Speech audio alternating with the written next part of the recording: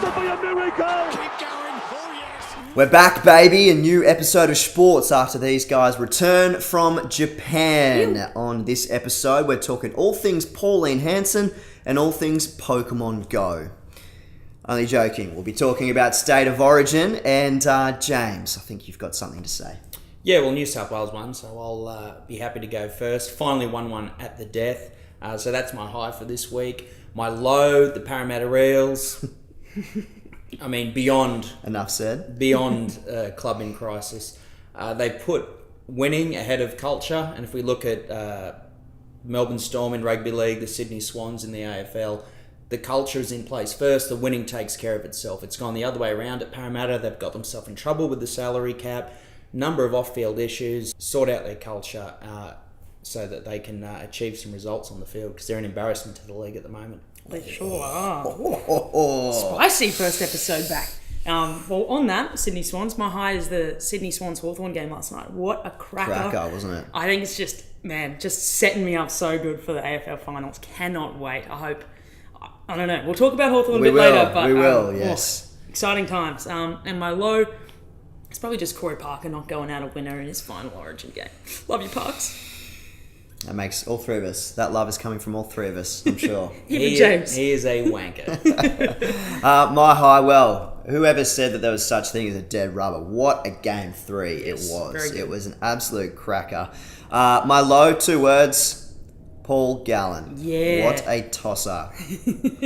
Absolute wanker. We'll go, actually, you know what? Let's talk about Paul Gallen. Let me roll the sleeves up, because the treatment of this absolute icon, ambassador of the game, north of the border, is just simply embarrassing. The most unsuccessful Origin captain in history. That's his legacy. So, in his post-match conference, when someone put it to him, why weren't you there watching what Cameron Smith said? What I would say to him, Gallen, you've seen enough of the trophies getting presented. You should probably know the protocol to sit there and watch the captain talk to you. It's the same thing that Smith says every time. He's just reading off the cue card. Gallen's heard the speech before. Why does he need to pay attention?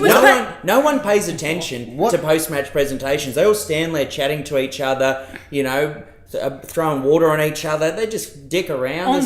They could learn something from the AFL. You watch yourself an AFL grand final and the losing team sits on the ground absolutely dejected, and they listen to everything and they pay attention and they go, fuck me, I don't want to be here again. I want to be there next year. New South Wales could maybe take something from that. Paul Gallen was righteous all week saying Queensland are terrible winners. And he wins one game and he rewrites the definition of terrible winner. Preach, Jack Fuller. I think with Paul Gallen, he's been up against a Queensland team with 3 or 4 future immortals, championship team, take nothing away from them, fantastic players. Queensland spirit. But a massive bunch of wankers, A-grade wankers. And Robbie Farah, look, Paul Gallen. Bird. Greg Bird. They're competitors. Andrew Fafita. Fafita, that was the biggest brain snap since bloody Danny Williams back in 2004, whenever it was. I have never in my life seen that. You're celebrating a try, you're hugging your mates, and suddenly you get tackled by the neck from behind. Was he even on the field when he started running? I think he was like 100 metres sprinting. Well, you know what? We're not going to get bullied. And Matt Moylan's on the ground dejected after conceding a try, and Gavin Cooper's just gone boom. It happens every single NRL game. Drop the ball down on his face. On his gorgeous just face. Another example of Queensland's. On his I guess this goes back face. to what you said, Jack. I mean, look, dead rubber, and look how much we care about what went on in it. It's awesome. Exactly right. When the ball bounced up, and as usual, bounce of the ball goes Queensland's way. To Darius Boyd, I thought, the pricks have done it again. So. I think I woke up the neighbourhood with that try. Yeah, it me was too. unbelievable. God. But then Michael Jennings, the most hated man in New South Wales by New South Welshmen, scores the winning try with a minute to go. And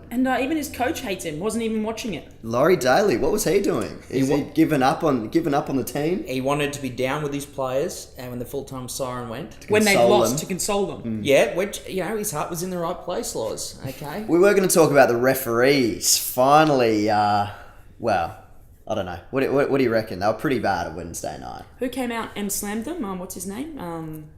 Bill Harrigan? Bill Harrigan, thank you. Yeah, came out and slammed them, and he's one of the greatest refs of all time. So if you've got Bill Harrigan slamming the referees, then I think there's some real problems. Was it a 9-1 penalty count there at one stage? Yeah, or 11-3 or something? It was Yeah, but when you've got Cameron Smith chatting to the referee for a minute in between penalties and giving his team a whole set of 6 to You just rest. think, geez, that's genius. That's exactly what a captain should be doing. Paul Gallen does the same thing, and he did the No, same thing when Paul Gallen gets shooed away. Cameron Smith No, is Paul- raising no, legitimate Paul- no, Paul. concerns. Cameron Smith Paul standing. Gallen comes across and whinges. Cameron Smith dictated the conversation, and he does it all the time. And credit to him because he's good at it. But the referees look like they're the ones getting told off and berated. We'll go to our quick 3 now. Lids mentioned at the start of the vodcast, Hawthorn-Sydney game last night was an absolute cracker. Hawthorn guaranteed a spot in the top 4. Paul Kennedy today said that this could be the best team of all time. Do you think they get the 4-peat this year? Well, this is a sore point for me because if they get to the 4-peat, they are the best team of all time. Brisbane Lions Better can than no longer Brisbane, be yeah. no longer be held alongside them. Look, I love Hawthorn, and this is a champion team, and I could rattle off all the players and speak glowing praise of them for about way longer than we want this thing to go. But I'm sick of Hawthorn winning the grand final. Yeah. But I mean, if they got there and they did it, then wow, I think all power to them. Now I've got a question. Oh, here we Jack go. Fuller. Mate, this is the second question of the quick 3. Yes, I'm trying to get things moving because our quick 3s generally go Yeah, for about half for an hour. longer than the rest of it. Messi's just retired from international football. Fell short again against Chile In the Copa America. in Copa America. Ronaldo gets a win. Does that shift him ahead of Messi now in the greatest footballer at the moment, or maybe perhaps of all time debate? This is the thing that we have spoken about at length. Is, you know, if Jonathan Thurston didn't win a grand final, would he still be talked about as, you know, one of the greatest ever? I hate this question. One, I think Messi will be back. I think he'll be back in time for perhaps the next World Cup. But look, it will always be a dark mark on Messi's career if he never wins anything from Argentina, because he left Argentina as a very young kid, so he's never really had that connection to his home team. They certainly don't love him in Argentina the way that they love him in Barcelona.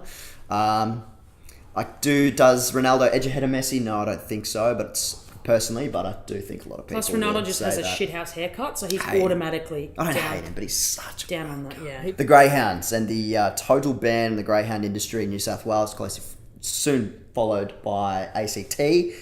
Rumours of it potentially happening elsewhere as well. What do we think? I think he's just gone for a really quick solution here, Mike Baird.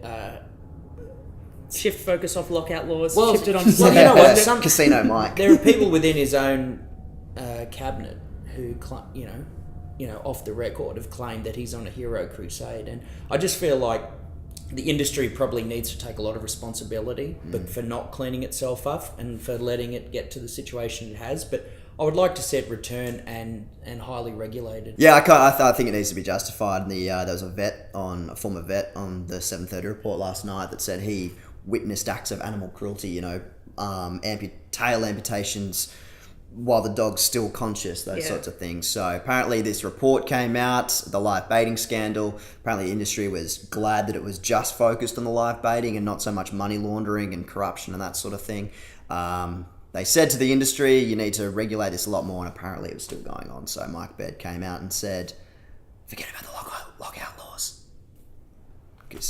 Greyhound racing is banned. So, don't know. I think it's a good decision. Yeah, definitely. I think it's a good decision. Agreed. On that moment of agreeance, shall we say, we'll leave Agreed. it there. Good job, everyone. Good job. Thanks very much for joining us. We'll see you next week.